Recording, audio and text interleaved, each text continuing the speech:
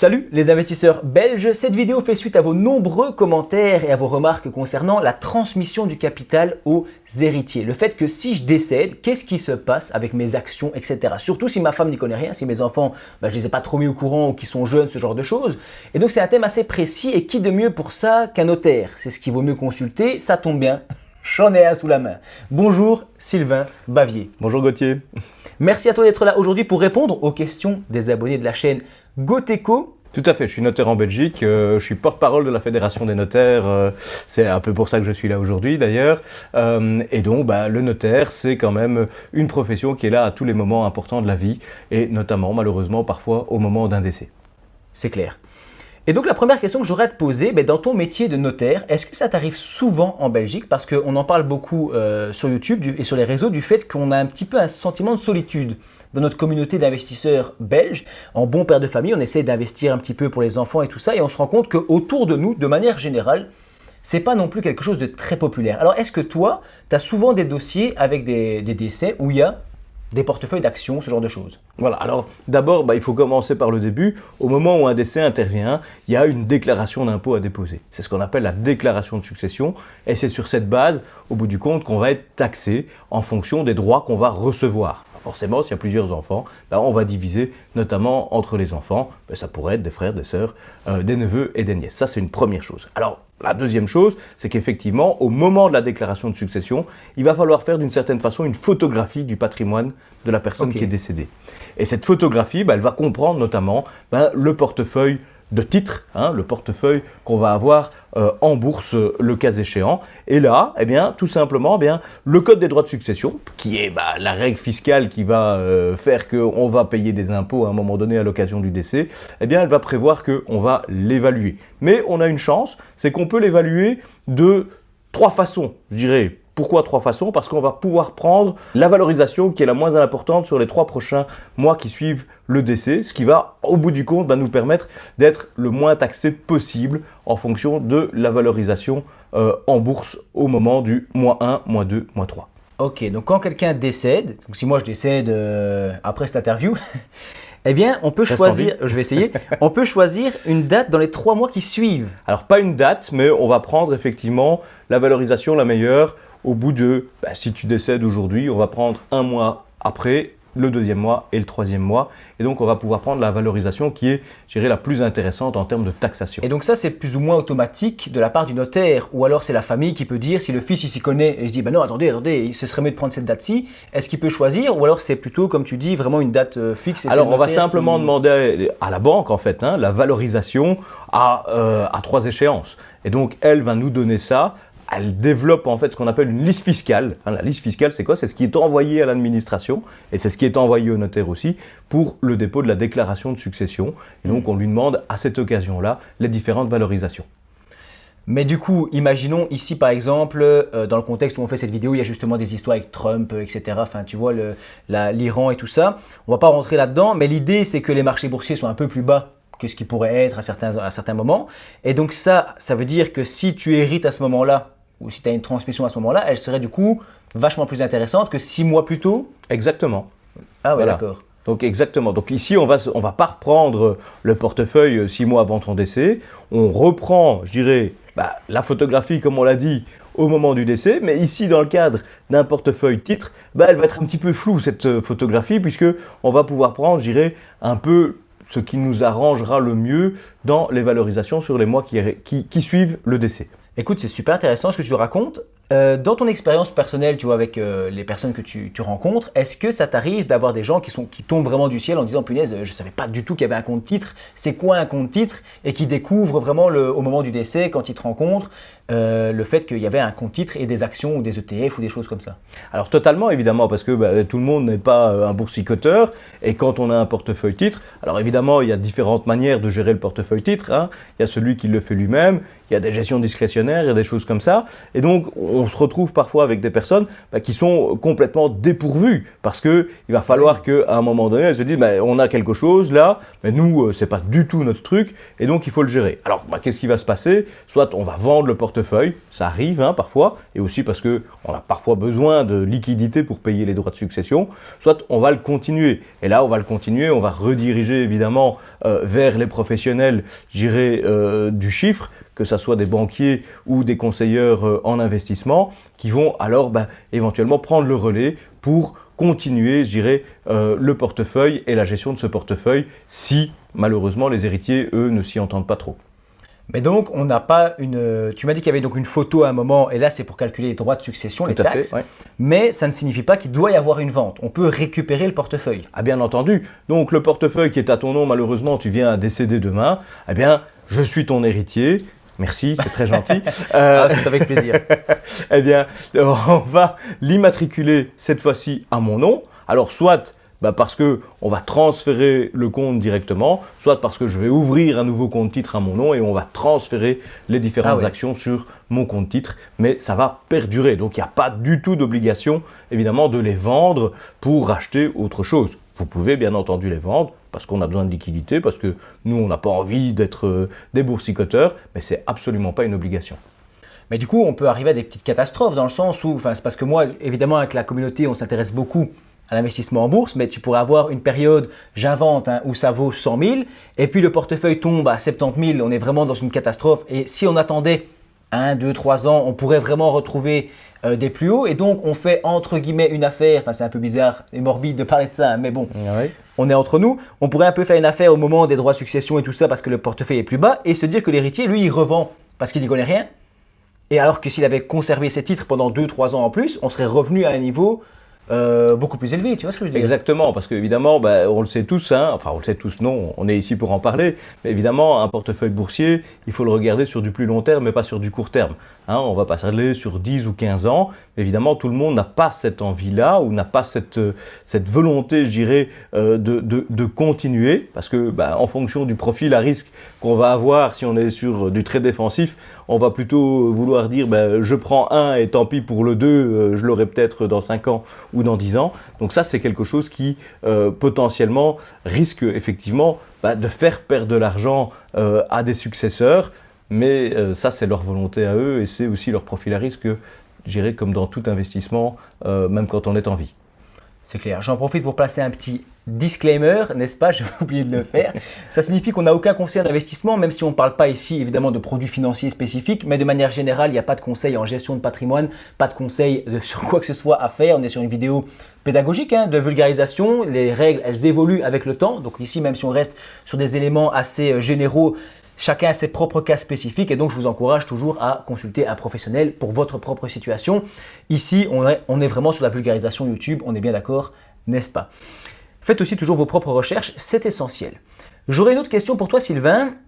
Pendant ce processus de succession qui peut parfois être assez long finalement, est-ce que les dividendes continuent d'être versés? Est-ce que le compte titre évolue de manière générale ou est-ce qu'il y a quelque chose qui est gelé? Alors non, pas du tout. Donc le compte, il va continuer à exister et il va continuer à évoluer. Par contre, on l'a dit tout à l'heure dans le cadre de la déclaration de succession, on a cette photographie. Oui. Donc en réalité, la banque, elle va photographier au jour du décès ce qui est arrivé, avec notre petit flou artistique qui est permis par la loi, mais en réalité, le portefeuille, lui, il va continuer. Alors évidemment, si malheureusement, entre le jour du décès où le portefeuille valait 100 et le jour où on le liquide, où il vaut plus que 60 ou 70, on se retrouve potentiellement dans une situation qui est désagréable, surtout si on n'a pas l'habitude de ce genre d'investissement. Et donc là, il faut être attentif à ça. Il faut être attentif aux conseils aussi qu'on peut donner, même si effectivement, dans le cas d'une succession, on a 4 mois pour déposer la déclaration de succession, on a 6 mois pour payer les droits de succession, et parfois on se retrouve face à des impératifs parce qu'on n'a pas nécessairement toujours, je dirais, les liquidités pour payer les droits de succession, et donc là on va être obligé de vendre, et parfois on va peut-être être obligé de vendre au mauvais moment, malheureusement. Tu mets le doigt justement sur la prochaine question. J'en profite pour appuyer mon disclaimer, n'est-ce pas, que les règles elles évoluent. Mais est-ce que tu pourrais me donner une estimation? Imaginons j'ai un portefeuille de 100 000 € avec des actions, des ETF, des obligations, enfin un portefeuille bien fourni. Et on ne parle pas ici de portefeuille dans des fonds bancaires gérés par le banquier. On parle des gens qui ont une application et qui eux-mêmes investissent, d'accord, et achètent des actions, ce genre de choses. J'ai 100 000 euros, les héritiers, ils vont payer quoi comme droit de succession? Est-ce que c'est la même chose qu'un compte bancaire avec 100 000 euros? Ou bien une maison qui vaut 100 000 euros? Bon, on n'en trouve plus de nos jours, hein, mais Certaines. plus beaucoup. Tu vois l'idée, est-ce qu'il y a une différence entre le type d'actif? Alors, il n'y a pas de différence. Quand on va déposer notre fameuse déclaration d'impôt, cette déclaration de succession, en fait, on va faire un cumul de tout le patrimoine que l'on a. Que ça soit la maison, les comptes bancaires, les titres, la voiture ou même d'autres objets qu'on pourrait avoir. Et donc, on va être taxé sur la globalité, d'une façon générale. Alors, si tu es fils unique, tu es taxé sur la globalité. Si tu as un frère, une sœur, on va le diviser par 3 par exemple, hein, évidemment. Donc la base taxable, en tout cas en Belgique, elle est par tête, elle n'est pas par la masse. Ça, c'est une chose qui est importante à savoir. Okay. Mais évidemment, oui, on a là-dedans, on va avoir la totalité. Il y a une chose qui n'est pas taxée de la même manière, c'est l'immeuble familial. Il est un petit peu moins taxé. Il y a certains abattements, il y a certaines taxes qui sont moins importantes. On n'oublie pas qu'on est en Belgique, on parle ici plutôt, je dirais, de la Wallonie, mais il y a 3 régions. Et 3 régions, ça veut dire potentiellement 3 législations différentes aussi. Donc attention à ça. Hein, ça c'est quand même quelque chose qui est aussi important à retenir. Mais globalement, à nouveau, eh bien, on a une taxation sur le tout. Alors, s'il n'y a que 100 000 euros dans ta succession et que tu es le seul héritier, grosso modo, tu vas payer pas des sommes faramineuses, tu vas payer entre 4 et 5 000 euros de droits de succession. Donc, en lien direct, père-fils, quoi. Voilà, en lien direct, père-fils, ça ne va pas être non plus énorme. Il faut quand même le rappeler aussi par rapport à beaucoup de choses. Hein. Il y a des gens qui arrivent parfois à l'étude, qui disent « Oui, mais qu'est-ce que je dois faire? Je ne veux pas payer de taxes. » Et puis on regarde ensemble la teneur du patrimoine et au final, entre le nombre d'enfants, la maison qui appartient à papa et à maman, on ne paye pas tellement de taxes aussi et donc on n'est pas non plus obligé de faire des donations, même si c'est quelque chose qui est un outil de planification patrimoniale pour éviter de payer trop de droits de succession à un moment donné. Yes, ça on en parle dans la prochaine vidéo justement. Allez. Reste avec moi. Je rebondis encore une fois, franchement c'est bien, tu anticipes un petit peu mes questions. Dans cette histoire de patrimoine global, ok, imagine maintenant, je ne sais pas si c'est quelque chose que tu connais, mais il y a des applications en ligne, Binance, Trade Republic, des comptes de crypto-monnaies et des comptes qui sont à l'étranger, en Allemagne, en Lituanie, en Irlande, ce genre de choses-là. Est-ce que ça peut poser problème? Est-ce que tu as déjà eu des cas où quelqu'un avait des crypto-monnaies ou alors des comptes en bourse, mais sur des plateformes étrangères, pas reliées à des banques belges, tu me suis? Alors oui, je te suis tout à fait. Et évidemment, tout ça doit être déclaré aussi. C'est très à la mode hein, maintenant. Donc, il faut faire évidemment attention à tout ça. Alors, quand on est avec des comptes en Belgique ou des assurances en Belgique, c'est très simple parce que les notaires ont aujourd'hui accès au point de contact central. Hein, donc, on sait vérifier dans quelle banque on a des comptes. Mais évidemment… Tapez tuto PCC sur YouTube. Normalement. Parfait. Et donc, mais par contre, si on a des comptes à l'étranger, il faut les déclarer, forcément. Ça, c'est une première chose. Il va peut-être falloir faire aussi des formalités, à l'étranger. Ça, c'est aussi quelque chose qui est important. Et ça peut parfois être très compliqué. Et il ne faut pas aller jusque la Lituanie ou la Turquie pour avoir des difficultés. Parfois, ne fût-ce qu'en France, on a déjà des difficultés à obtenir des informations qui sont correctes. Donc oui, c'est important. Pour celui qui a ses comptes, gardez une documentation, j'irai pour vos héritiers, pour savoir à qui il faut s'adresser, comment il faut s'adresser. C'est quelque chose qui est extrêmement important parce qu'à un moment donné, on risque de se trouver, j'irai dans un cul-de-sac par rapport à la déclaration d'impôt qu'on va devoir faire à l'occasion du décès. On rejoint plusieurs points qu'on a vus. Hein. Le fait qu'au départ, je disais qu'on se sent parfois un peu seul quand on investit en bourse et tout ça en Belgique. L'immobilier, on a vraiment une brique dans le ventre. Donc quand tu dis j'ai acheté une maison, je fais une rénovation, tout le monde s'intéresse à ton projet. Quand tu dis j'ai acheté des ETF ou des actions, en général, ça n'excite pas les foules, tu vois. Et d'un autre côté, tu te dis, si on n'en parle pas beaucoup dans la famille et qu'on n'est pas trop au courant et que le frère, le père ou quoi avait un compte à l'étranger, en Allemagne ou ailleurs, et que ce n'était pas déclaré, qu'il n'a pas fait la déclaration au PCC, etc., qu'est-ce qui peut se passer? Est-ce que ça peut disparaître? Est-ce que tu as peut-être eu déjà des histoires comme ça où tu dis, en fait, il y a des comptes qui ont disparu, on les a retrouvés des années plus tard ou ce genre de choses? Alors évidemment, ça peut arriver. Moi, je me suis retrouvé dans une succession d'un vieux célibataire très riche et c'était une fondation qui héritait. Et puis, 10 ans plus tard, on s'est retrouvé à retrouver des comptes où on a dû à nouveau les déclarer, mais c'est toujours évidemment très, très embêtant parce que d'abord, on s'en rendait pas compte, on a des intérêts qui vont courir là-dessus. Donc la meilleure des documentations de la part de celui qui est un petit peu un investisseur, pour ses héritiers, il faut l'expliquer. Il y a trop souvent, je dirais, un peu une loi du silence où on garde un peu tout ça secret. Non, il faut jouer un peu la transparence pour pouvoir transmettre toutes les informations qui seront importantes au moment où un décès va intervenir. Mais tu vois, imaginons le gars ou la femme, hein, je parle d'homme toujours, mais il y a des femmes qui investissent en bourse en Belgique, heureusement. Mais imaginons que le compagnon n'y connaît rien, elle ne veut pas trop savoir comment ça marche, les enfants sont jeunes. En fait, il est encore une fois tout seul en fait. Et donc on dit, oui, il faut un petit peu communiquer, être transparent, mais comment? Dans le sens où si on ne sait pas en discuter avec la famille, avec les proches, et même s'ils s'intéressent un peu, comment leur expliquer que j'ai créé un compte à l'étranger, je ne l'ai pas déclaré, mais il y a des actions dessus, et enfin, tu vois le genre, et encore, je parlais aussi de crypto-monnaie, c'est encore pire, c'est parfois encore plus opaque derrière. Et donc, est-ce qu'il y a vraiment des moments où tu te dis, tiens, il y a des comptes qu'on n'a jamais retrouvés? Oui, tu ne sauras pas me répondre, puisque… Alors, il y a des comptes, en tout cas, et on va prendre simplement l'exemple… Mais je me dis, on peut perdre, ça peut disparaître. On peut complètement disparaître. Hein. Bon, un compte qui se trouve en France, en Espagne, qu'on a oublié de déclarer à un moment donné. Alors, techniquement parlant, dans votre déclaration d'impôt, vous êtes obligé de déclarer vos comptes à l'étranger, mais ce n'est pas toujours le cas. Si c'est des pays qui sont en dehors de l'Union européenne, c'est un petit peu plus compliqué aussi, ou en tout cas moins transparent. Donc, il faut véritablement qu'on ait ces informations. Alors, les notaires ont développé un outil qui est quand même très sympa, qui s'appelle EasyMe. EasyMe, c'est votre coffre-fort électronique. Et ce coffre-fort électronique, vous pouvez y mettre toute une série de documents. Documents qui restent tout à fait privés pour vous, pendant votre vie, mais que vous pouvez transmettre à cause de mort. Donc vous pouvez décider de qui aura accès à votre coffre-fort en cas de décès, et là-dedans, vous allez avoir la possibilité de mettre toutes ces informations. Donc ça peut rester secret, je dirais, pendant votre vie, mais au moins vous avez d'une certaine façon un outil de transmission après décès en disant, tiens, c'est dans telle banque, c'est tel compte, quel est mon contact.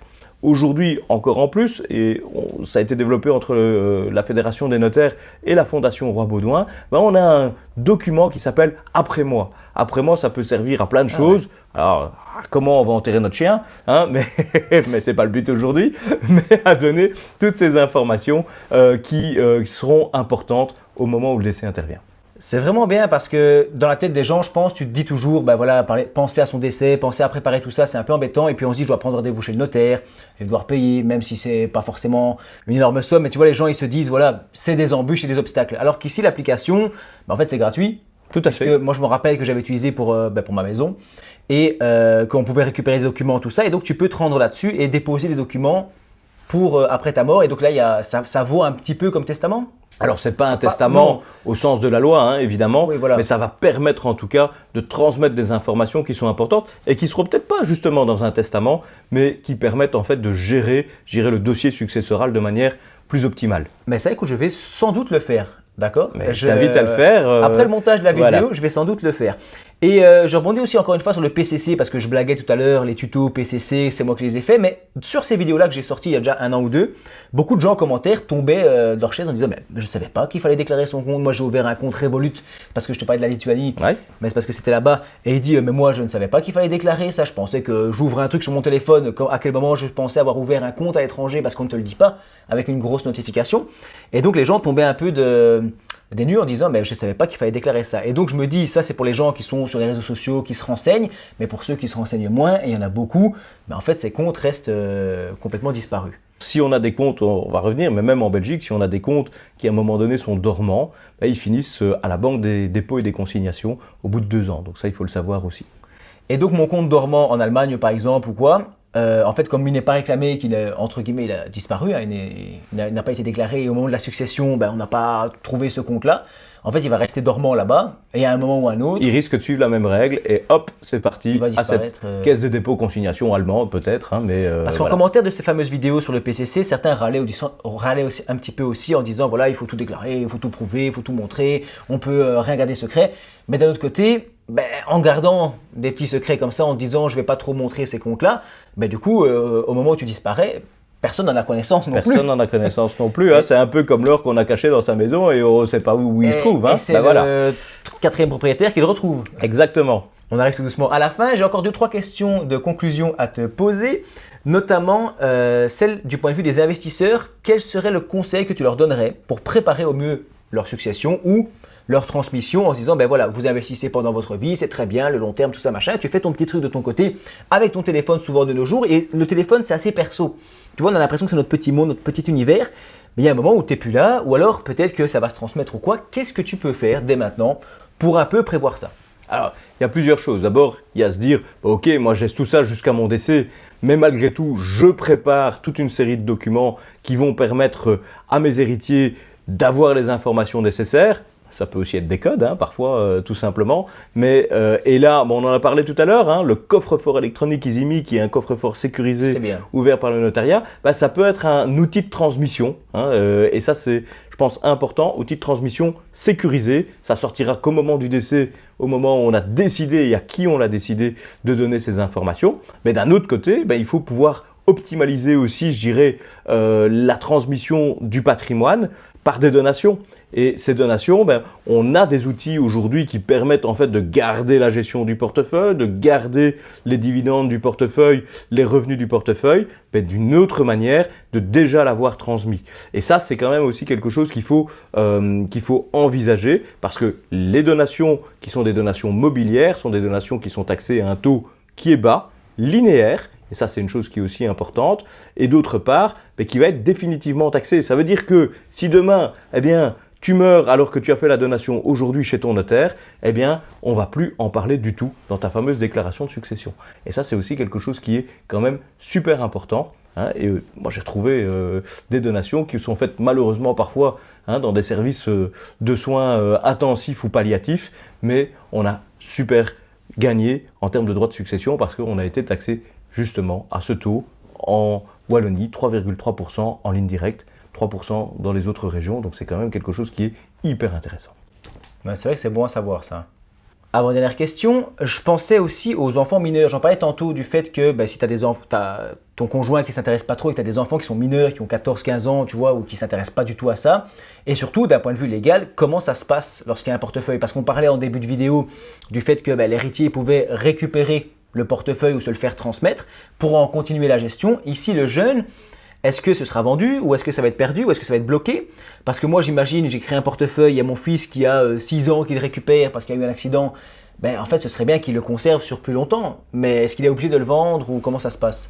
Alors, comment ça va se passer? Quand les enfants sont mineurs, il y a deux choses qui vont arriver. La première, c'est que s'il y a un des parents qui est toujours en vie, eh bien, c'est lui qui va avoir la gestion des biens des enfants mineurs. Donc, c'est lui qui va continuer d'une certaine façon à gérer ce portefeuille, ce patrimoine. Mais ça ne se fait pas de manière complètement discrétionnaire. Pourquoi? Parce que au moment où le décès intervient, il y a une deuxième personne qui rentre dans le jeu, c'est le juge de paix. Le juge de paix, eh bien, il va vérifier tout ce qui est dans l'intérêt des enfants mineurs. D'abord, s'ils peuvent accepter la succession, et ensuite, si à un moment donné, on doit disposer du patrimoine, si on doit vendre, liquider le portefeuille titre, eh bien, il va falloir obtenir cette autorisation du juge de paix, parce que peut-être que le juge va dire, mais non, c'est pas dans l'intérêt des enfants mineurs de le faire. Dans l'entretemps, c'est le papa ou la maman survivante qui vont continuer à gérer le portefeuille, mais dans l'intérêt des enfants. Écoute Sylvain, j'ai appris une quantité astronomique de choses aujourd'hui. Je te remercie d'avoir été avec nous. Je vous invite à laisser des commentaires de soutien, à poser vos questions pour une prochaine fois, pourquoi pas, à vous abonner. Si vous êtes resté jusqu'ici et que vous n'êtes pas abonné, c'est quand même une catastrophe. Quand même. Et je vous dis merci d'avoir regardé cette vidéo jusqu'au bout.